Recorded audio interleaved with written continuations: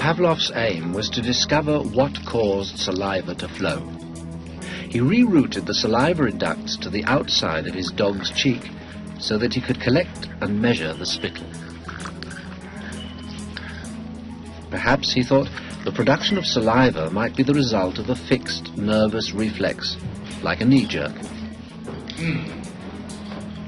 5 минут 42 секунды. After taking many measurements of spittle, he confirmed that the dogs drooled automatically when their tongues touched food. He called the response the salivation reflex. 4,5. Хорошая собачка. Я предлагаю поменяться. But his work started to run into trouble. As his dogs became familiar with the experimental routine, they started to fill their cheek tubes before Pavlov had a chance to stimulate their tongues. The dogs were learning to anticipate food. Pavlov tried a new technique.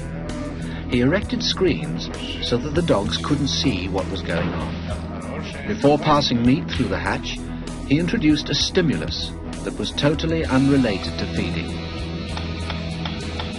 A ticking metronome.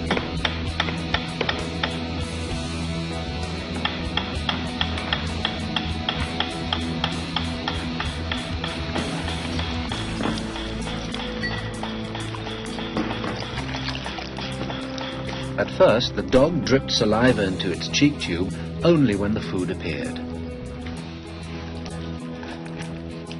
But after a number of trials, the dog began to connect the ticking with the arrival of meat.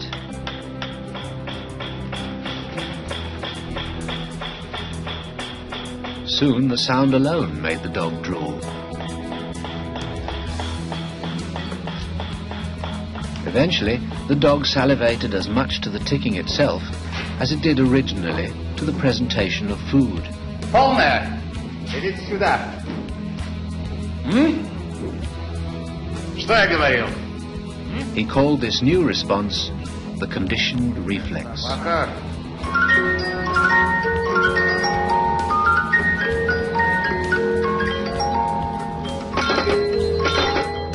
Whatever the stimulus, his dogs could soon be conditioned to produce saliva.